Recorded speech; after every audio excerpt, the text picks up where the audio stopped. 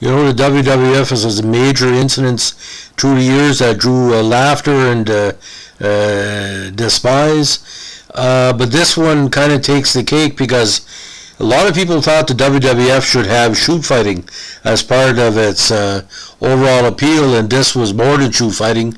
This ended careers, this caused major injuries, caused the WWF at the time to be a laughing stock, and almost killed one of their boxers in the ring by, of all people, the man known as Butterbean. Now, the WWF Brawl for All was a shoot fighting tournament held in the then named World Wrestling Federation that lasted from June 29, 1998 to August 24th of that year. It was the creation of then WWF writer Vince Russo. Brawl for All resulted in a number of legit injuries for the WWF performers who took part, and has garnered major criticism since then. Now, throughout 98, the WWF experienced a growing roster size, but due to a limited amount of television time, a number of their more genuine tough guys were left without much to do. As a result, the idea for a legit tough guy tournament was bandied about as a way to both utilize some of these men and capitalize on a recent interest in tough man contests around the country. Now, in Canada, tough man events were going as early as the late 70s, early 80s into the 1990s with great turnout. Now, the WWF was looking at, again, the usage of its wrestlers, and this is what it was set up. Now, according to JBL, John Bradshaw Layfield, Russo came up with the idea when Layfield wanted to create a hardcore wrestling division of the WWF. Russo said he devised the tournament as a consequence of Bradshaw claiming he could beat anyone on a roster in a bar fight. Jim Cornette also reported that it was Russo's idea, and participation in the tournament was strictly voluntary. Now, each match in the Brawl for It All consisted of 3 one-minute rounds. Whichever wrestler connected with the most punches per round scored 5 points. In addition, a clean takedown scored 5 points, and a knockdown was worth 10. If a wrestler was knocked out, decided by an 8 count rather than a 10 count, the match ended. The matches were scored by ringside judges, including veteran announcer Gorilla Monsoon. Now, according to Jim Cornette, Dr. Death Steve Williams was the WWF's favorite to win the tournament, with the company looking towards a lucrative pay-per-view match between Williams and Stone Cold Steve Austin. Now, Bob Hawley claimed that Williams had already been paid $100,000 prize money before his second-round fight against Bart Gunn. During the third round of that fight, Gunn took Williams down, injuring Williams' hamstring, and knocked Williams out seconds later. Gunn went on to defeat Bradshaw by KO on the August 24, 1998 episode of Raw's War to win the tournament and $75,000, while Bradshaw received $25,000. Now, the WWF roster at the time had 2 well-known former UFC fighters, longtime NWA champion Dan Severn and Ken Shamrock.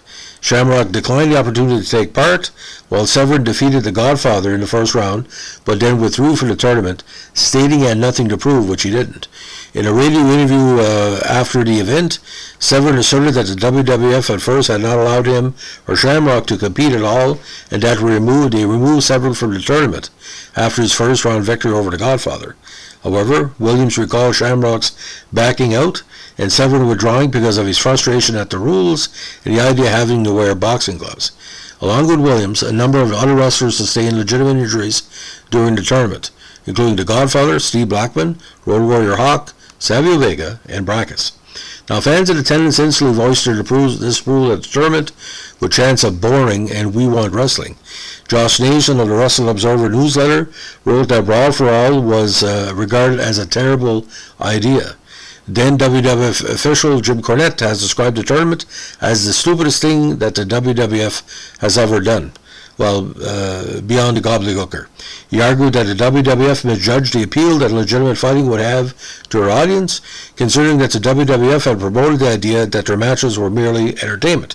Furthermore, because the fighters were trained to work professional wrestling matches and not to fight, the risk was injury and the possibility that a defeat would hurt their marketability. Cornette also criticized the WWF for failing to use the tournament to promote Bart Gunn as a new star wrestler. Now, in the WWE documentary The Attitude Era, Jim Ross stated that it was one of those ideas that looked really cool on paper, but JBL added that the execution was a bad idea. Layfield also stated that nobody knew Bart Gunn was that good. Ross later remarked that no one got over. Sean Waltman called it the dumbest fucking idea in WWE history and felt the company educated his audience that these guys are fighting for real and everything else you're watching is bullshit. Documentary series The Dark Side of the Ring covered the tournament in the 4th episode of the acclaimed series' 2nd season. Now, immediately prior to Brawl for All, Hawley as Bombastic Bob and Gunn as Bodacious Bart had been performing as a new version of the Midnight Express, with Jim Cornette as their manager, and had won the NWA World Tag Team title after defeating the Headbangers on an episode of Raw. After winning the event, Bart Gunn feuded with both Bob Holly, now known as Hardcore Holly, and Steve Williams, both angry at having been beaten in the tournament, the latter masking himself and pushing Gunn off a stage. Gunn was later matched against a professional boxer, Butterbean, at WrestleMania 15 in a boxing match. Don't look at the tape, ladies and gentlemen. Utter destruction. Gunn was knocked out 35 seconds into the bout and was fired by the WWF afterwards. Cornette was critical of Gunn being placed in a match with a pro boxer, and Bob Holly claimed that Gunn's inevitable loss to Butterbean was a punishment for defeating the company's desired winner, Steve Williams. I don't know if it was a punishment, but it was devastating. Many other participants departed the company within a year after the tournament, but one of them, Draw, suffered a career-ending spinal injury unrelated to a tournament during a SmackDown taping in '99, while Steve Blackman and The Godfather, the latter of which was inducted to the Hall of Fame for WWE in 2016, left in 2002, and Bob Holly stayed with the company, now renamed WWE, until 2009, while runner-up Bradshaw, who remained with the company, retired from in-ring competition the same year. At the time of his retirement, he has been known as JBL and was a world champion. He was later inducted to the 2020 WWE Hall of Fame. Now, participants concluded, again, Steve Blackman, Mark Miro, Mark Canterbury, Bradshaw, Brackus, Savio Vega, Draws, Road Warrior Hawk, Bart Gunn, Bob Holly, Quebecer Pierre, PCO as we call him, Steve Williams, The Godfather, Dan Severn, 8-Ball, and Scorpio. Now, in the first round, Steve Blackman won his bout, but was forced to withdraw due to injuries sustained in training, and Miro was advanced in the next round. Draws advanced as Road Warrior Hawk was injured during the bout, and Dan Severn won his fight, but he withdrew, saying he had nothing to prove. The Godfather was then advanced in the next round. So between Miro and Bradshaw won on points. Vega against Drozdoff won on points. Bart Gunn won on KO over Steve Williams, and The Godfather won on points over Scorpio. In the semifinals, Bradshaw won on points over Drozdoff.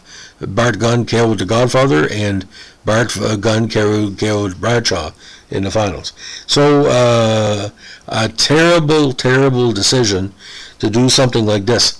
Now you got to understand, ladies and gentlemen, at the time that the WCW was still in major competition with WWE, with the NWO, with Goldberg, with Hogan.